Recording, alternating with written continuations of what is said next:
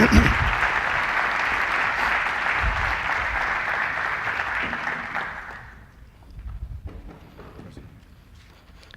good afternoon. My name is Antonio Diniz, and I'm here to talk about Mediaomics. Mediaomics is a culture media development company, and our goal is to change the way biopharmaceuticals are produced so that biopharmaceutical companies can save millions in dollars in their manufacturing process. Biopharmaceuticals are the fastest growing segment within pharmaceutical industry, and companies like Genentech and Amgen have products that sell $1 billion. Well, as you can imagine, I could not have products from Genzyme here because I would be influencing the jury, sorry.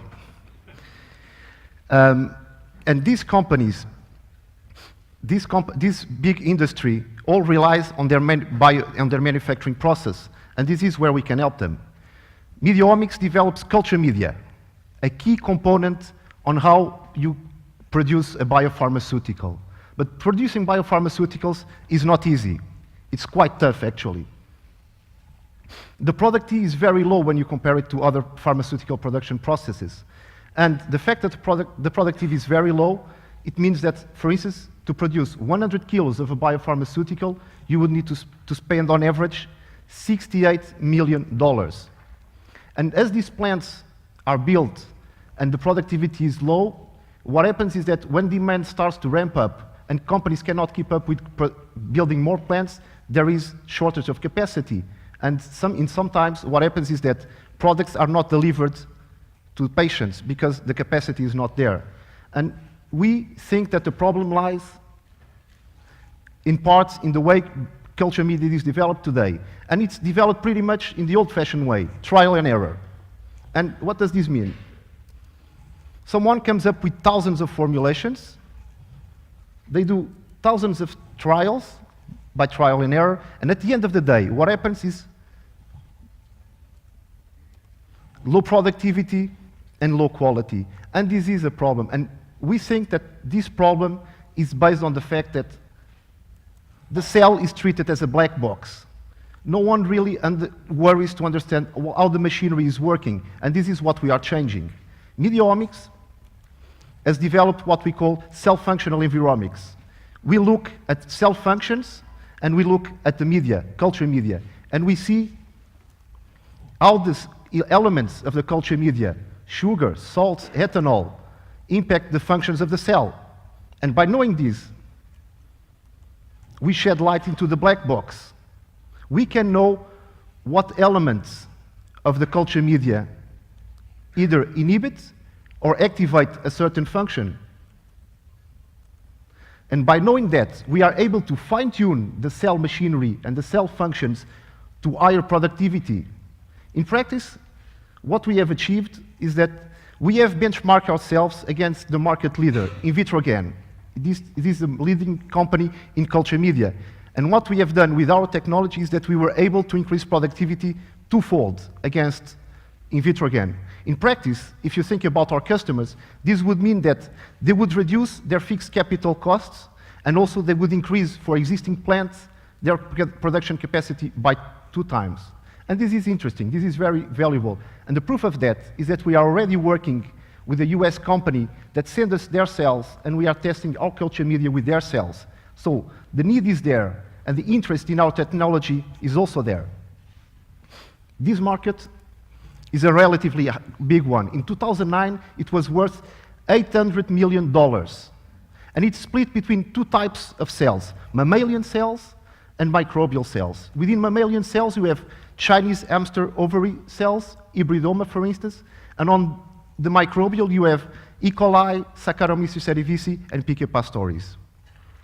To enter this market has been dominated by 5 players so far, being Invitrogen the leading one. And it was not by chance that we benchmarked ourselves against Invitrogen. We wanted to benchmark against the highest performing and the top company in the market, so that people would be convinced of our value proposition. To enter this market, our offering will be twofold. On the one hand, we will have a product-based approach based on culture media. We will sell flasks of culture media. We will sell culture media in powder. On the other hand, we will have a knowledge-based approach.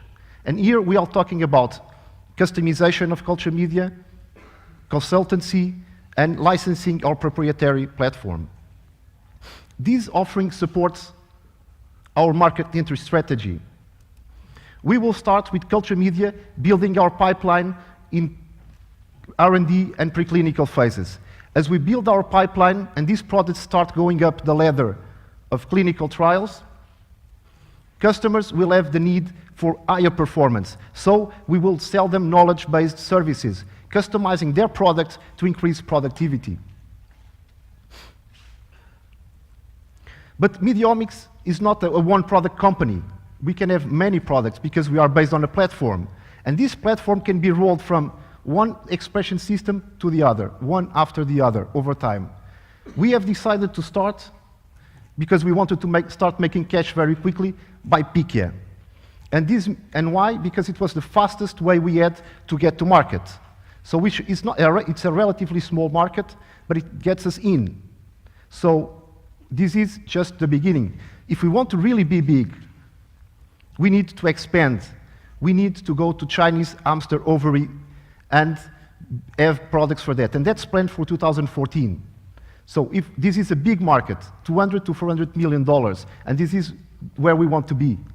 And well, the future, well, you name it. For us, we see it in stem cells, but it will be our customers that will drive us to the next platform, to the next expression system. And if they choose one direction, we can do it like this. So to make this happen, we need 2 million euros of investment. Part of it will be used to finish the development of our products, and the remaining will be used for business development. We want in 3 to 4 years' time to have a global reach and to be present in all the relevant markets with sales and marketing. And this is what we want to do. Considering only Piquia Pastores, the expected payback will be 5 years. But to make this happen, you need a team, and this is Mediaomics' team. This team is highly committed to change the way culture media is developed and to help biopharmaceutical companies to save millions of dollars in manufacturing costs, just by making more from their cells.